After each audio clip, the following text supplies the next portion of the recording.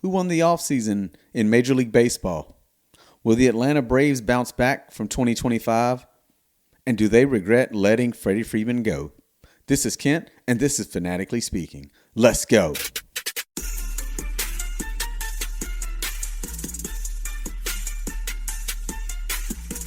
All right, hey, what's up, everybody? Got a MLB Major League Baseball edition episode today. It's been a while since Talk Baseball. Had a little bit in the show, early episodes, kind of here and there, but this is completely MLB. It's kind of a season preview in a way, but I just really want to get into who won, who lost, like free agency, what teams helped themselves, and what teams didn't do enough to distance themselves either from where they were at or from contending teams, from last year. Also want to get into other things, but those other segments, like you said, the Braves, again, my favorite team. So definitely going to get into them and about how, they had a down year last year. And again, revisit the, Freddie Freeman, letting him go and how that's affected them and do they regret it? But again, first, want to hit with the MLB offseason winners and losers and free agency. And I'm not going to go into every free agent signing. I think there were some low-key good ones, on some teams, just, that helps them, a little bit. It's like San Francisco Giants, that you pick up Harrison Bader, Luis Reyes. That's two good pickups right there to add to a decent team. But did that really boost them above everyone else? I'm not sure about that. Well, the first team I'm going to get into, and they're a winner. And they're a winner for a few reasons. They are the back-to-back World Series champions, the Los Angeles Dodgers, the super team of all super teams in sports right now. And they decided that they would go after the top free agent in baseball, Kyle Tucker, and they ended up getting him to add already to a roster that is loaded with pitching and the biggest, if not the biggest star, right? One of the biggest stars. I think there's two in baseball, and Shohei Ohtani is one of them. So they add Kyle Tucker to this team with an Ohtani, Freddie Freeman, Mookie Betts. It goes on and on and on and on and on with these guys. They also took the big-time closer, Edwin Diaz, from the New York Mets. So again, with that pitching staff, now you add a huge closer, something they really didn't have. Last year they ended up using Yamamoto and anybody they could use to win that World Series against Toronto. So now they have that actual closer. And again, the top free agent in this class this year, which was Kyle Tucker. So the Dodgers are definitely a winner. Again, I'm probably going to get into this in another episode. I got a few baseball ones going to come up leading into the season. And it is really this is kind of like a little preview take. It's the Dodgers versus the world. It's the Dodgers versus the rest of the MLB right now. This is what we lived through when the Yankees were throwing out money at everybody, 20, 30 years ago. And here we are again now with the Dodgers. It brings up all other conversations with baseball and how they operate. And again, any other team, their owner could go out and spend the money the Dodgers do. They could do it the way the Dodgers do with deferred money. Don't pay them right away, pay them later. The Dodgers are definitely doing that Affirm, Klarna kind of deals where I'll buy you now and pay you later type of deal. So they are just doing what's available for them. Obviously, baseball is a weird, type of sport, the way they, revenue share and things like that. And teams can have TV deals and they get this money different ways. And there's no salary cap.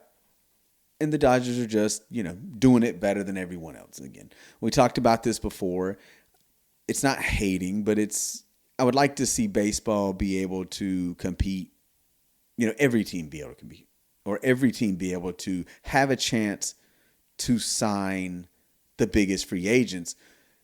Every once in a while, teams will come out of nowhere, and you'll be like, oh, I didn't see that team come and signing someone to a huge deal. Because normally the big city, the big market teams are the ones that you say, okay, yeah, I get that.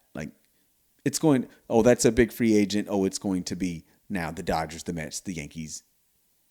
Used to say the Red Sox. Angels, teams like that, they come out, they spend big money. I've seen Texas. We've seen them spend big money. I don't, not that other teams aren't trying, because you hear these rumors of like the Blue Jays throwing money at Ohtani, and he just said, "Oh yeah, I'm going to go to LA," or vice versa. Whoever the player is, I think teams do try, and I still think it comes down to years and per year and total.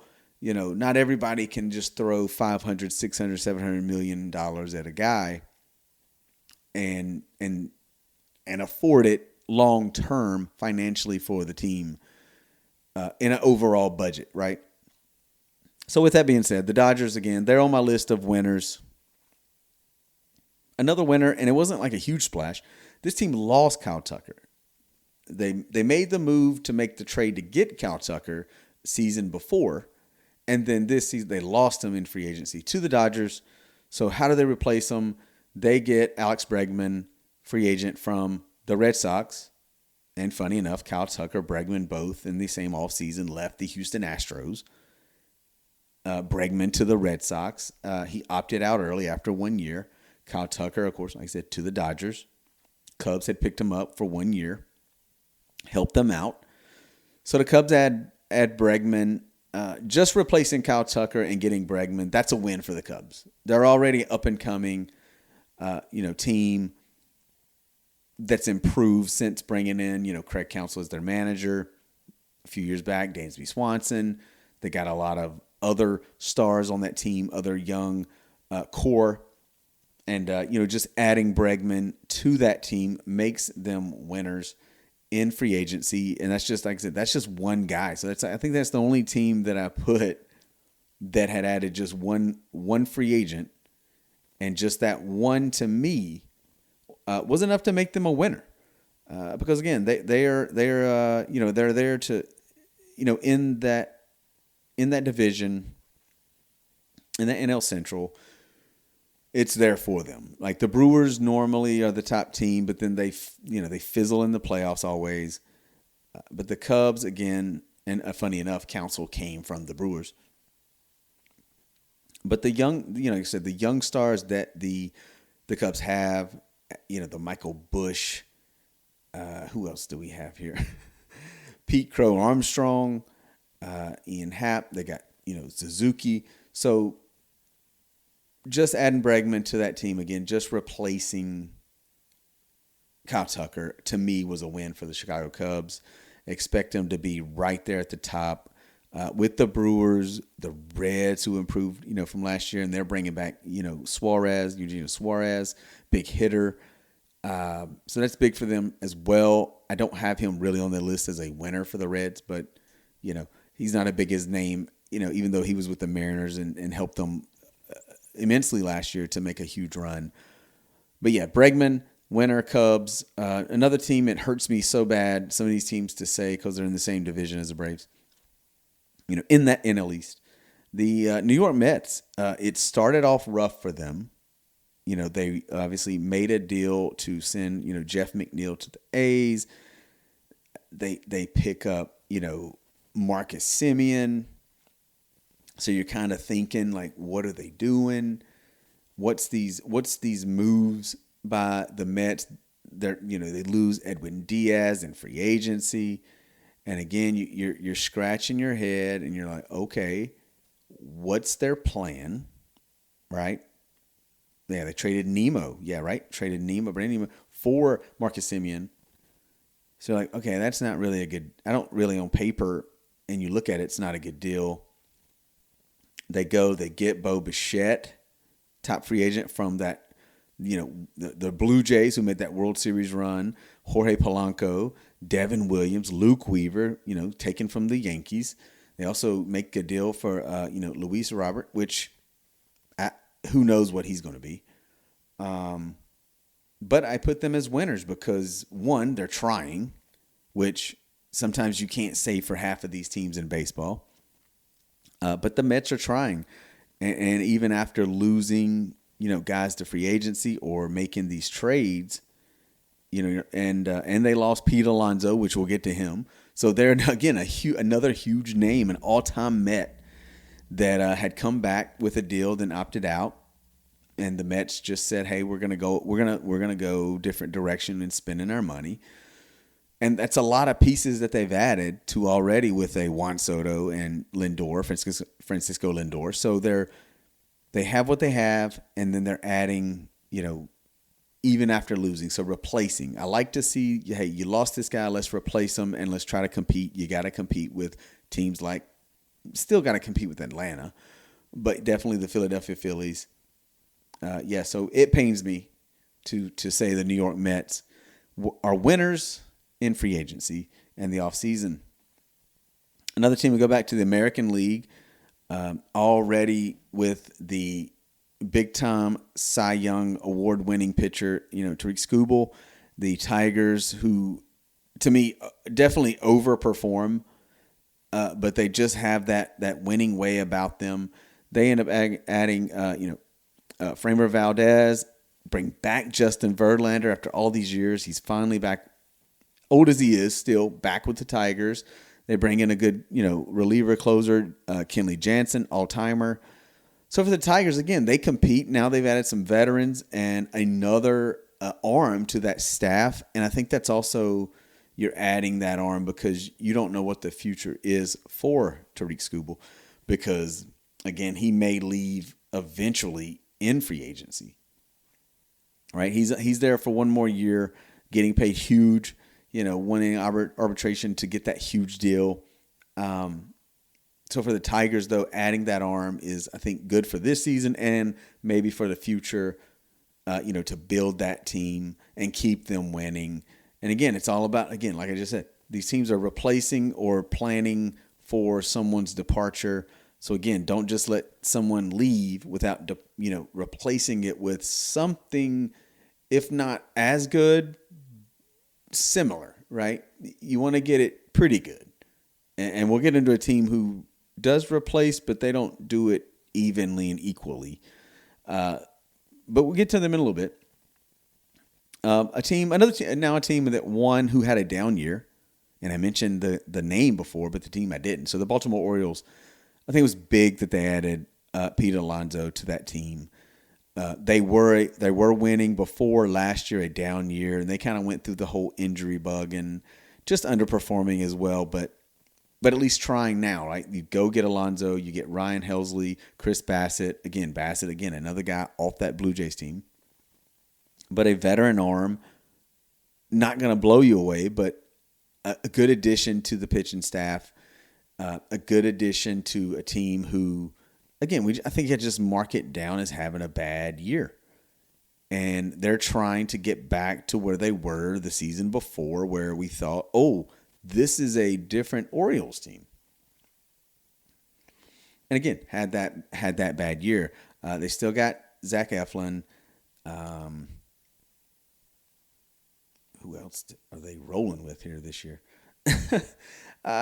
So, young guys like a Jackson Holiday, Gunnar Henderson, all good. Tyler O'Neill, he didn't do as great, but again, he's a solid guy, solid hitter, solid outfielder. But I still think the Orioles are winners in free agency just by getting Pete Alonso. I think that's a really good pickup for them. And again, adding the arms of Helsley and Bassett, to compete in that AL East, in which the Blue Jays won and are the top team and are going to be the top team going in. But definitely like what the Orioles did. Another team, again, pains me, the Philadelphia Phillies, and they're kind of all over the place. Now, they did lose, a pitcher in Ranger Suarez, but they kept Kyle Schwarber. That was the main one. You can't let your big bomber go in free agency, and I think he wanted to stay too. So that's one of those like, hey, let's just make a deal work for both sides, and boom, there it happens. Even though there's a lot of rumors and talk with Bryce Harper, do they really you got the front office talking about he's not the same guy, or is different things coming out of Philadelphia, but which is what's new in Philadelphia, right? I mean, Eagles fan here, and the rumors that we deal with in the offseason with A.J. Brown, the Phillies are doing it, they're doing it in baseball too. So in Philly with the Phillies, the Bryce Harper stuff, they go get Adolis Garcia from the Rangers, who was one of the top names and hottest players when the Rangers won their World Series few years back, and another controversial player on the Phillies, Nick Castellanos. They did finally release him. They were going to trade him. They ended up releasing him. He goes to San Diego.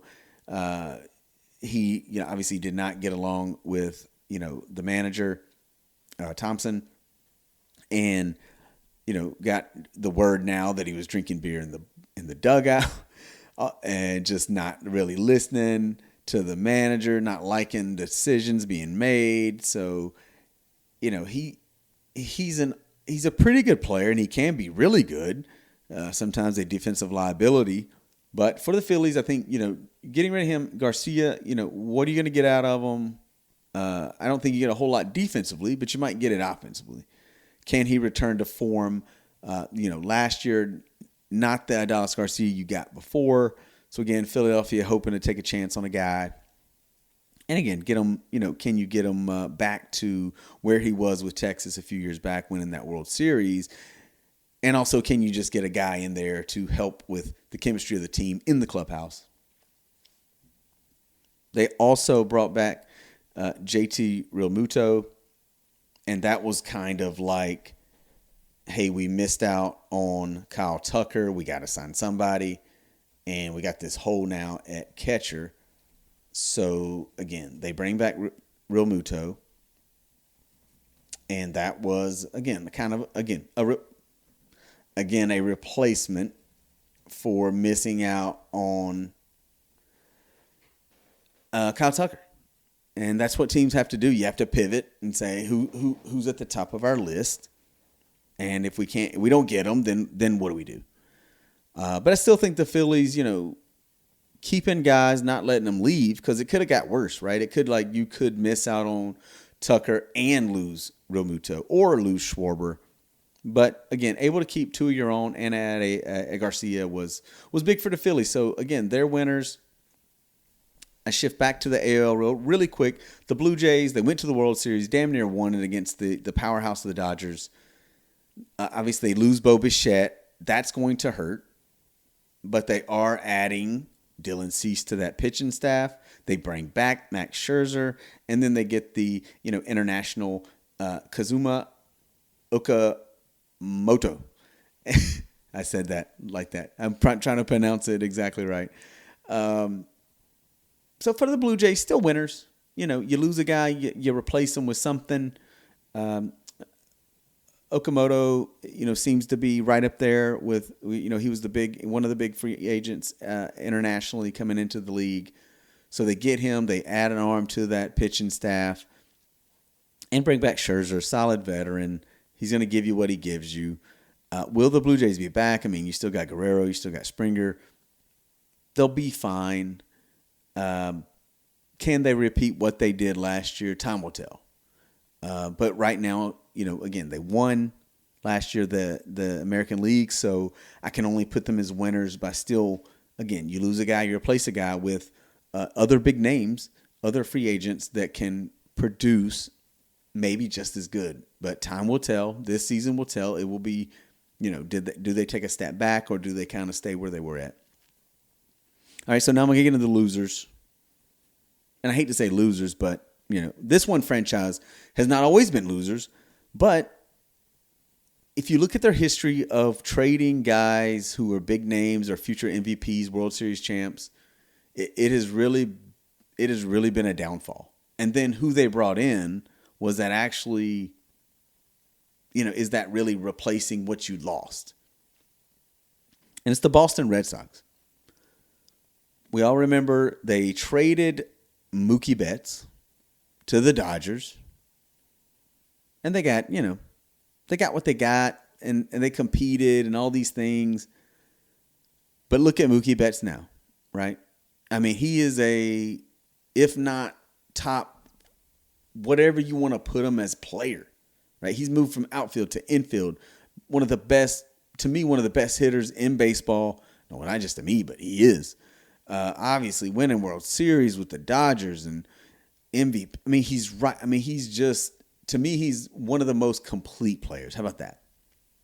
In baseball, Hades a Dodger because he actually is a player that I enjoy watching. And, you hate for your team to play against him because it's hard to get him out, and he just makes amazing plays. And that is one reason why the Dodgers are winning like they do, because they have Mookie Betts. So the Red Sox, again, you got rid of Mookie Betts. Okay, cool. You end up with Rafael Devers. You're saying, okay, now this is our franchise guy. And again, young guy, up and coming, destroying baseballs. He's the big player. He's the big ball. Well, then, you get Alex Bregman, and you say, Devers, okay, you're not playing third anymore. Bregman is, and you're going to play first, maybe DH, blah, blah, blah. And there was a whole controversy there. And then he starts playing, and you got Bregman, you got Devers. He's like DHing. And then you trade him. So now they trade Devers to the Giants, right? You say, okay, well, we're going to go with Bregman because Devers, he was unhappy and whatever, causing problems. So you get rid of Rafael Devers. It's okay. You're rolling with Alex Bregman. Like I mentioned before, Alex Bregman opts out. The Red Sox don't keep him. He goes to the Cubs. They didn't do enough to try to keep the guy. So now, now they're out a Mookie Betts, a Rafael Devers, and an Alex Bregman. So you've screwed that all up. So what's your response? The Red Sox say, oh, well, we're going to sign Ranger Suarez, pitcher from the Phillies. Cool. It's an arm. Okay, nothing, solid, right? I mean, he's one of the best. He's a really good pitcher. They trade for Wilson Contreras. Okay, cool. You got a catcher, maybe a DH, however you want to use them, whatever you want to do. And then from the Blue Jays, you get the guy who, should have scored from third to win the game, but he was late, right? Bad base running. Really just a defensive player. You sign Isaiah Kiner Falefa. Okay. So if you're Boston Red Sox fans, are you blown away by this? Do you think you're going to compete against the Blue Jays? Maybe the Orioles, Yankees? I mean, do you think you're doing Boston Red Sox things? Are you spending the money that you could spend to get the top free agents? You're not. Like, you've literally let 3 huge names go. Now, you traded them, but you still had them in your building. You had them on your team. And you replaced them with, again, the 3 guys I just mentioned. The Suarez, Contreras, and Kiner Falefa. So, is that really equal? No. That's the difference of who are you replacing, who you're getting rid of, or you didn't re-sign, let go, trade, whatever the case may be. Boston is my first losing team in the offseason. Now, the next team is my team, the Atlanta Braves. And you say, whoa. How are they losers in the offseason? And I'm going to get into their whole outlook here in a minute and what's expected. But just going through really, really quickly, because I'm going to have a whole segment on it, the next segment.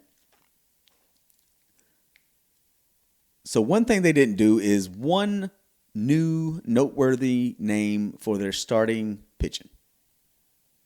Okay? Now, they did sign Mike Yastrzemski, Robert Suarez for that bullpen. They brought back Raisel Iglesias. They bring back at shortstop Hae-Sung Kim. Walt Weiss is their new manager. Brian Snitker retired.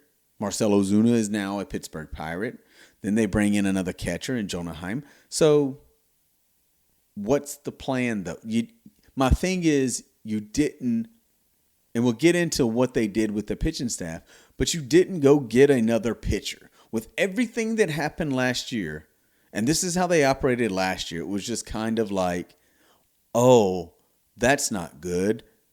Let's be really cheap. And what's the cheapest option we can do? This is what they're doing. And that's not good. That's not a good way to operate when you got the Mets and the Phillies spending. And the Mets and the Phillies doing whatever it takes to win. You don't get that feeling anymore with the Braves. Now, they've got their big names. They've still got a really good roster. I think they really still have a good pitching staff. But I think, and I didn't say, I was just like one name. Just go out in free agency and get one starting pitcher. I said that before the year. I was like, you need to go get, that starting, you need a pitcher. You need a outfield DH, whatever it is. And in shortstop was huge, right? I didn't know if they would keep Kim or not. I didn't know maybe Bo Bichette. But again, they don't want to spend money. They're very frugal. They like to sign guys early. That way they get them when they're their best at a cheap price. And again, we will revisit that here in a little bit. But the Braves, that's just the biggest thing to me. They claimed they were going to spend more money. And I guess they did. Like, those are good pickups in Yastrzemski and Suarez. I'm not going to lie. But I still think with last year and the age of like Chris Sale, I think it would have been good to go get a solid starter just to be sure, just to be safe. And really, really quick, I know I should have really tied in the Braves to the next segment, but I didn't. And that's okay. The New York Yankees, I only say this because they brought back Cody Bellinger, they brought back Grisham, they brought back Goldschmidt. But I go back to pitching, just like the Braves. With the Yankees, it's pitching. They got Max Fried. They maybe have Garrett Cole after being injured all year. They have Rodon. I feel like the Yankees should have got another pitcher, and maybe they do midseason. Again, this is just the offseason. So to win, I think to beat like the Blue Jays, Orioles, Boston. I mean, the NL East is so competitive. But even if they win the East and then they got to go into the playoffs, I mean, going against Seattle, possibly, Texas, are they going to get back in it? Cleveland's always solid. Other than that, I mean, they'll still be there. They'll still be the Yankees. They'll still be, I think, in the playoffs, whether they're a wild card division. But I feel like they need another arm. Fried was great last year. They were missing Cole. Maybe if they have both of them, maybe it's a different story. Time will tell. They're not a huge loser, but I expected them to really go get a first baseman, like a Pete Alonso. Really go after the top guys instead of, hey, we're going to bring back, they kind of have to settle and say, well, we'll bring back Bellinger and right, Goldschmidt. Oh, okay, Grisham. It's kind of like they settled and said, hey, we'll just bring back our guys, which is kind of like the Phillies. So they're similar, but I just feel like you think the Yankees would, after being so close, it's like just go get one name. But again, like the Braves, I think they should have got a pitcher. The Braves, though, I noticed I mentioned a lot of things with them, and I'm going to get into that here very shortly on the Braves' outlook for this season.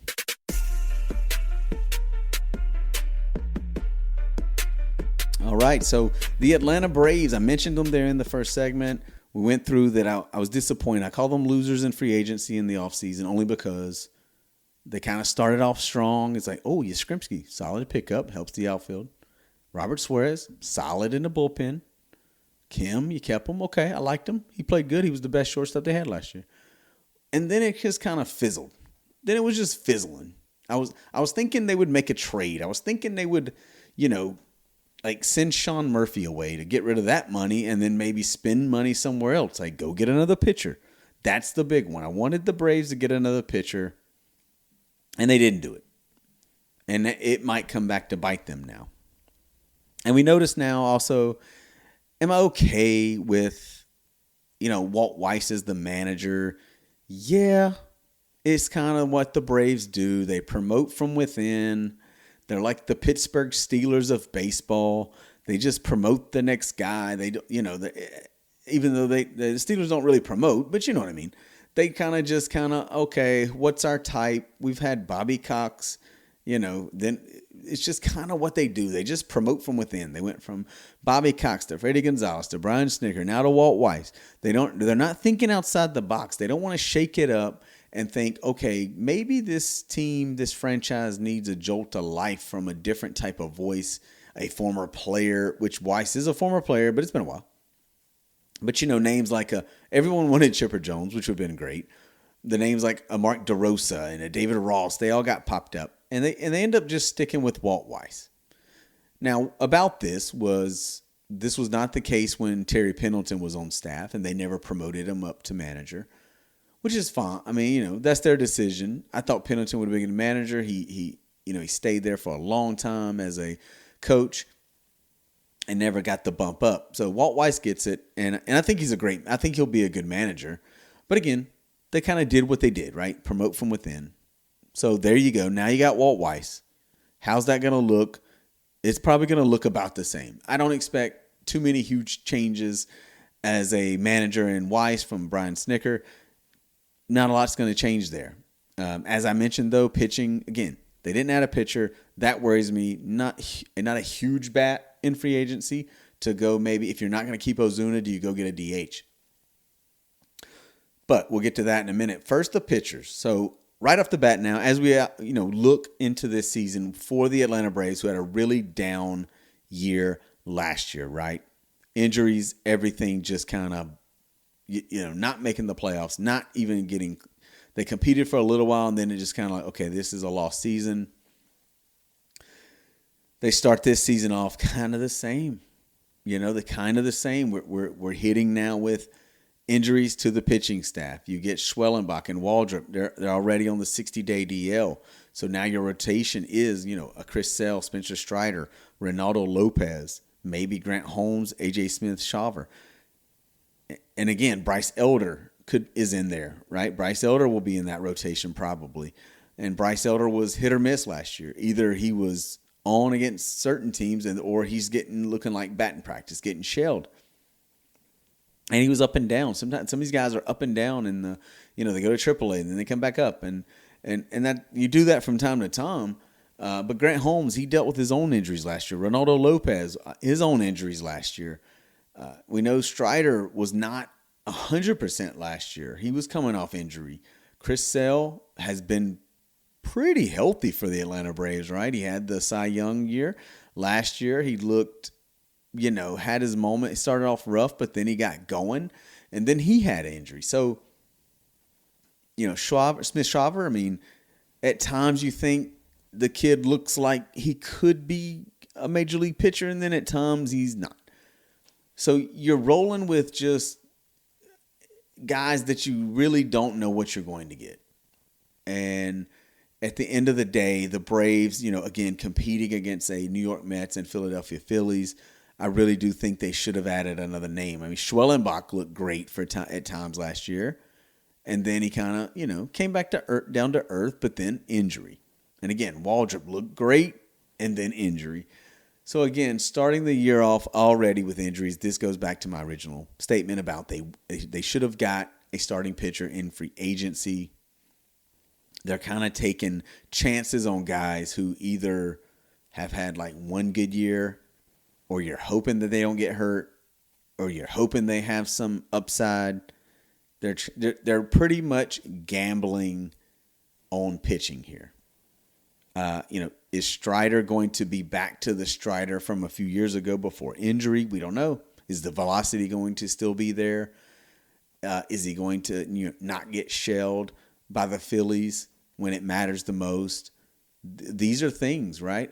They did extend Chris Sale, but again, I mean, he's up there in age, which you can pitch for a while, and he still looks good, and I'm good with that. I don't think, and I don't know if they even expected him to be what it has been for them. So hindsight, of course, now that trade looks great, right? When you trade Von Grissom and you say, yeah, Chris Sale, taking a chance, get him healthy, here you go. But I still think you're taking a chance. You're still not going to get a solid starter that could be on this staff to help you, maybe if you make the playoffs. And it wasn't like you had to go get the biggest name in the world. And there's still guys out there like Giolito. But, when you look at a Max Scherzer, Justin Verlander, names like that, just go get a guy for a rental 1 year. I mean, this is the same team that gave Cole Hamels $18 million. And maybe they've just learned their lesson of giving, older pitchers big money. But maybe during the season, again, kind of like the Yankees, maybe they just go get one during the season, or do they continue just to be cheap, especially when, you have so many injuries on the pitching staff, and pitching is obviously just so important in baseball. Another injury was, Ha-Seong Kim got injured, with the, training, playing, practicing, World Baseball Classic. So he's starting on the IL. They're trying to keep him off the 60-day with his hand-finger surgery. So already starting off with, again, 2 pitchers on the injured list. Kim's on the injured list. And, his replacement doesn't really, excite me. And you say, Mauricio Dubon and Jorge Mateo. Okay. It doesn't really move the needle. To me, those guys are just defensive players, and to me, it doesn't excite me. Hopefully he's, they say early May maybe for Kim, so a month. So if that's the case, then, not the worst thing, but again, the outlook for them there is just having guys injured already after dealing with it last year. It's just a bad start to the season to me. And then, of course, with these injuries, it just got worse. And it's not an injury. It's the same thing they dealt with last year, but now it's for a whole year. Jurickson Profar suspended the entire season for performance-enhancing drugs. He failed another test, just like he did last year, where he missed 80 games. So now he's getting double that. He's getting the whole season. So that free agency signing has ended up biting the Braves for sure. When he did play last year, he was great. And if he actually played the whole season, then it's a great signing. But for some reason, he keeps, putting things in his system and his body that's going to fail on a drug test. And it's really stupid, and it sucks for the Braves. And I think they really, they could not foresee this. But I even think that signing was a gamble. They needed to get a left fielder. They needed to get an outfielder, and they signed him. And you're like, okay, that's pretty good. But what Profar are you going to get? Because you've seen him have really down years, and then with the Padres, he had a good year. And again, you're gambling on a guy with a small sample size of success. That's a Ronaldo Lopez. That's a Jurickson Profar. That's what I'm talking about. Just go spend money on the guys that are good and have been good for multiple seasons. And it goes back to that, the Marcell Ozuna signing. To me, that was a good signing. That was a good deal until, he got the domestic violence stuff. Then that came back to bite him. And then he came back and he never, he was solid for, a few years? I mean, again, you have back-to-back 40 homers, 100 RBI seasons. It's pretty good. Last year, down year, they end up letting him go, and he's going with the Pirates, as I mentioned before. So, again, can they bounce back? And, again, you see the things that I've named. It's the injuries and now a suspension. So, to me, I'm saying this. They are short on their pitching staff with a talented pitcher, a super talented pitcher. So I think they needed that. So they're missing that now. They'll overcome the Kim injury for sure, but obviously not the way you want to start the year. And then the suspension to Profar really makes you think about what's their plan for this year with outfield DH. Who's going to be the DH, right? I mean, Profar can be out, and that's fine, right? But are they going to put Eli White in left field? That's not really a good replacement. He's solid. He had some good moments. But again, that's not really what you want. I mean, Yastrzemski, can he play left? He normally plays. I'm sure he could play anywhere in the outfield. Is he going to DH? And then, like I said, Eli White in left? Maybe. I mean, but again, that wasn't the plan, or was it the plan? I don't know. When did the Braves know about this suspension? Did they know it was coming? Maybe that's why they signed Yastrzemski, because Otherwise, you're thinking he'll maybe rotate. Acuna will play, maybe DH, or maybe they're just going to have a rotating door at DH. Maybe that's the plan. But either way, losing Profar, that's money that you spent on a free agent a season ago that in his first 2 years has not given you a full year because he's literally been suspended a year and a half. 1 full season, 1 half season. Maybe Sean Murphy will be the DH. Again, I'm not a huge Sean Murphy fan. I think, you've got Drake Baldwin. He's your bright spot basically right now from last year because he is the reigning rookie of the year. He's going to be your main catcher. Murphy will be the backup, I believe. And again, maybe he's the DH and you keep Jonah Heim. I don't know what their plan is. Again, I thought they would trade Sean Murphy and use that money somewhere else, but they didn't. But again, bright spot, Drake Baldwin. And then for everyone else, it's really like they need to be better than they were last year because I felt like a lot of guys had down years. Acuna came back from injury. He was just absolutely hot. Ended up being an all-star there in Atlanta. And he kind of slowed down, late in the year or kind of evened out. But again, he didn't play a full year, but hoping this year that he does. And I'll get back to him real quick. But again, need better years out of Riley, Harris, Albies. We need those veterans to step up. Because again, when you've got these injuries, you've got guys missing, your big names and your big contract guys, they need to be better than they were. And, speaking of Acuna, again, he's the best player on the team. He's the star. We've seen him, MVP. And again, if you listen to previous episodes about athletes for this coming year in all sports, he's my pick. He was my pick to have a huge breakout year to return to the MVP Ronald Acuna, the 40 home run, 70 stolen base Ronald Acuna. That's what the Braves are going to need this year. Because again, the ownership doesn't really want to put the money where they need to and spend it like they should to compete against the Mets and the Phillies. Which worries me about Ronald Acuna because, Ohtani, Soto, all these guys getting, these huge contracts. I just can't foresee the Atlanta Braves ever giving Acuna that kind of deal. But I think if they give him an extension now would be the smartest thing to do. I mean, he's playing on a really, really cheap deal, obviously. It's like, 8 year, $100 million. So they've already really got him by a bargain. He agreed to that deal. And I think they were starting to talk contract before, and then he got hurt. So, again, he's got to prove himself again that he can be healthy, that he can perform, and be that MVP guy. Maybe they'll shock us all and give him that extension, new contract, big-time money.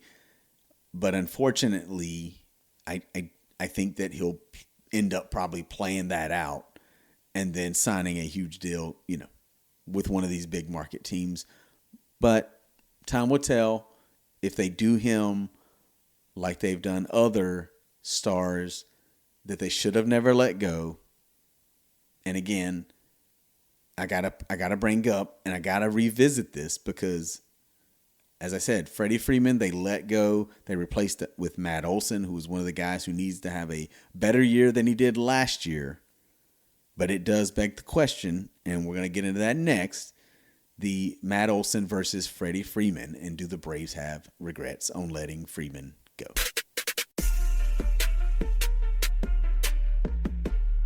All right, so again, revisiting this, I think about it all the time when I talk baseball. 4 seasons now, right? 4 seasons that Freddie Freeman has been gone from the Atlanta Braves, and it has to be brought up and it has to be talked about again now, because again I brought up the Atlanta Braves and kind of their downfall since winning the World Series. They have not been a good team in the playoffs after that. They didn't even make the playoffs last year. They've gotten embarrassed really in the playoffs ever since. They have not won. And it does take me back to that they let Freddie Freeman go. Again, he was a year, MVP in 2020. And then the Braves had that magical run to win the World Series in 21. At the parade, at the celebration, the fans were chanting like, this guy is an all-time Atlanta Brave. You cannot let him go. And the big hold-up was that he just wanted one more deal one more year on the deal that the Braves had offered. And I know there's the whole, Chipper Jones told him and warned him, like, don't play. Like, if you want to be here, you can be here. So I know that Freddie gets a little bit of the blame. Because, again, he could just say, hey, I'll take the deal and I'll stay, and then you work it out later. So that's the mystery around all this always is, who is the blame? Braves or Freddie Freeman? I just think the Braves could have done more, right? I mean, we do live in a new world where athletes do want to be wanted. And if your team is not acting like they want you, Freddie, I mean, again, maybe he was just like, hey, just give me the deal I want. Like, is it that hard? I won you an MVP. I won an MVP. We won a World Series. We got this going. And again, baseball guys play now, till later. So you could say, well, they didn't want to give him, as he was going to be turning 32, a 6-year deal. Well, he looks pretty good so far with the Los Angeles Dodgers, just so everybody knows. And it's not about, oh my God, he's hit this many home runs or whatever. I don't care about that. With the Dodgers, here's what he's done. And I like to compare him with Matt Olson. And maybe that's not fair to Matt Olson. Maybe it's not. But it's the conversation that has to happen because that's the guy they replaced him with. So for Atlanta, this is who you gave us. This is who you let go. Look what he's doing. Look what we're doing. So Freeman, since leaving the Atlanta Braves, again, he had an MVP, a league MVP. He had a World Series title with Atlanta. Again, all-time Brave. Came up through the system. And they just said, we're going to let you go to the team that we finally overcame in the playoffs. You beat the mighty Los Angeles Dodgers. And then you get to the World Series and you beat the Astros. You win the World Series. And you let an all-time Atlanta Brave leave to a rival in the Los Angeles Dodgers. So, since going to the Dodgers, he has won 2 more World Series titles. He has been World Series MVP to stick it to the Braves, and he is an all-star every year with the Dodgers. What have you gotten out of Matt Olson? Solid player, for sure. I mean, again, this is not a knock on Matt Olson. This is just, hey, what are you getting with Matt, and what did you lose with Freddie? Basically, how are they comparing in seasons? Well, one, obviously Freeman is on a super team, but I think the Braves are really good. But Matt Olson's done solid, and he had some good showings in the playoffs against Philadelphia and good seasons. He's a 2-time All-Star. Then he broke the Braves record, single season record for home runs, 54. He has a Gold Glove. He has a Silver Slugger. Again, this is not to sit here and say Matt Olson is terrible and, not a good player. But the money that you gave Matt Olson, the deal, you could have gave to Freddie Freeman. That's the head scratcher. Like, you thought that you were getting a better player, a younger player. You were getting a younger player. But again, the Braves, they like to use the Oakland A's as their farm system. A Matt Olson, Sean Murphy. It worked in the past with like a Tim Hudson. But in this case, I mean, again, 2-time All-Star. Every other year he's an All-Star so far with the Braves. His home runs, 34, the big 54 with 139 RBIs. I mean, it was an awesome year, 283 batting average. But that's kind of like, if you look at Matt Olson's career, that 283, I mean, again, that's a career year. and that was in 23. The last 2 seasons, 29 home runs each year, 98 and 95 RBIs, batting average of 247, and a 272 batting average. Now, doubles, he's doing good. 40-some doubles, that's cool, 30 doubles. I mean, great, right? If he leads the league in doubles, congratulations. His 4 years in Atlanta, again, we can say, oh, he hits home runs and he's a good glove. He's got a gold glove. Yep, he is. Solid player. So you heard those stats. Not really exactly killing it. What's he averaging? Again, 4 years, a good, a lot of hits. I mean, let's see, 148, 172, 148, 170. So he's got, solid hits right there, right? In those 4 years. Well, let's go to Freddie Freeman in LA. Again, he's never, he'll hit 30 home runs if you need him to. But again, he's hit 21, 29, 22, 24. Did you need him to hit 30 home runs? No. Doesn't matter, right? Batting averages. 325. That was almost a career high. Not his MVP year was 341 in the COVID year. But 325, his highest, that was his highest. Then he followed that with a 331. So 331 is highest in a full season in the majors at age 33 with the Dodgers. Then he had 282, 295. He is hovering at 300, or he has been well above 300 batting average. Here's his hits. And you heard Matt Olson's 170s, pretty good numbers. Here's Freddie Freeman's 199, 211, and then he has 153 and 164.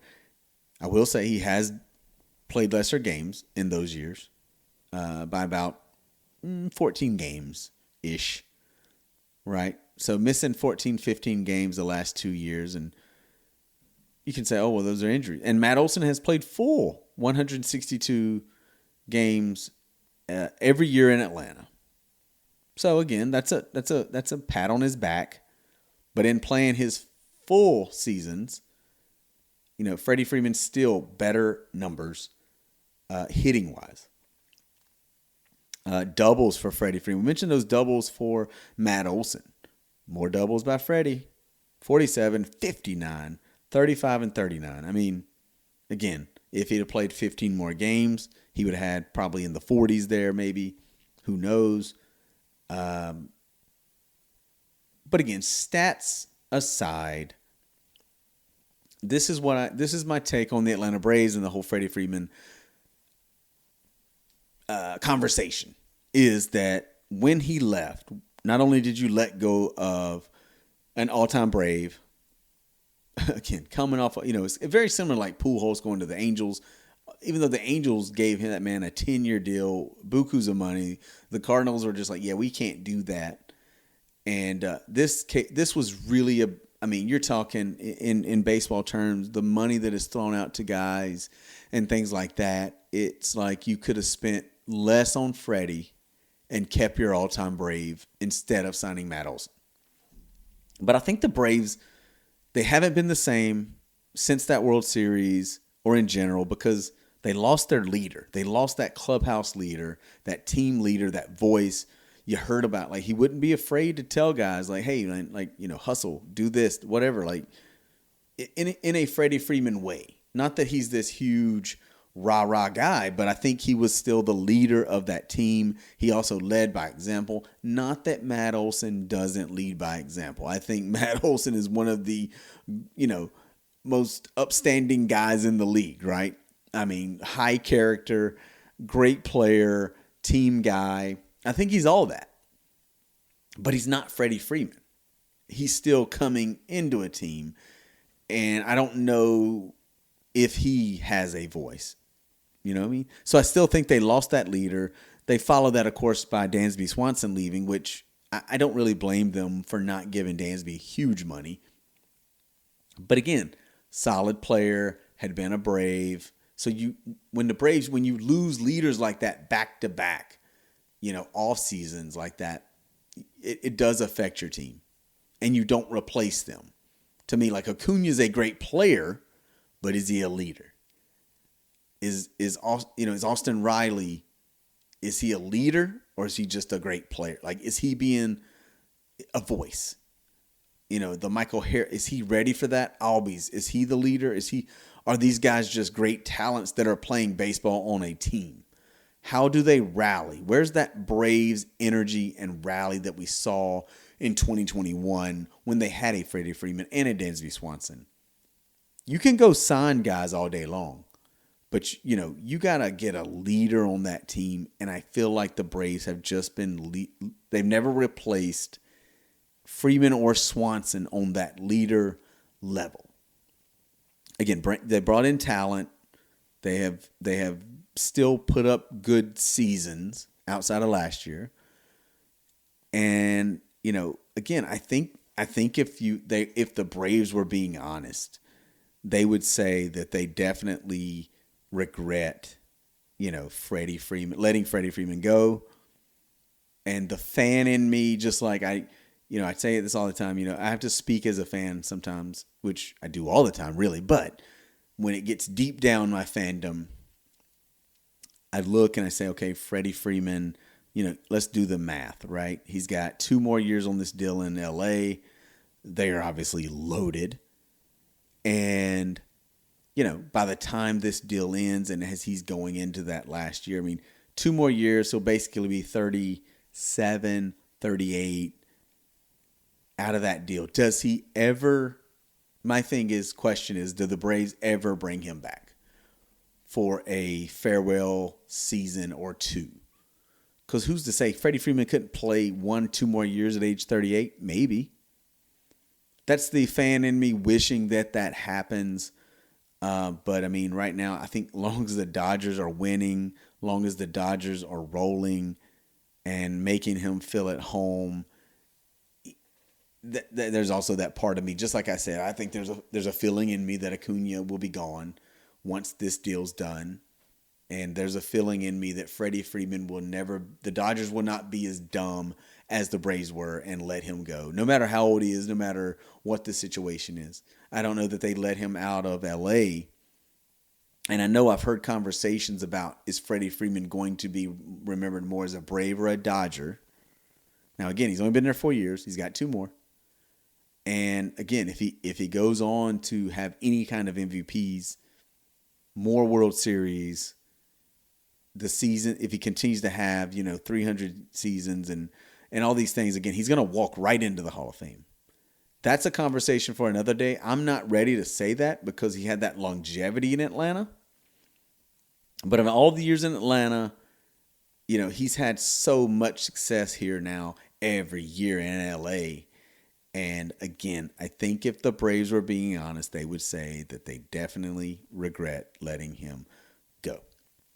So with that being said, this is another episode of Fanatically Speaking. You can listen to the show on all podcast outlets. You can also follow the show on social media. It is on Facebook, TikTok, and Instagram. You can also listen to the show on YouTube. No video, but you can listen if you like to just go on YouTube and listen. I think people do that. No video. With the show, go like, follow, share, download, all that fun stuff. Listen to it. Definitely listen to the show and definitely share, tell others, because without that, I got to have listeners and just spread the word. More the merrier. Listening to the show, and I appreciate all the listeners that do listen to the show and support the show. And for this episode, I believe that is it, and I am out.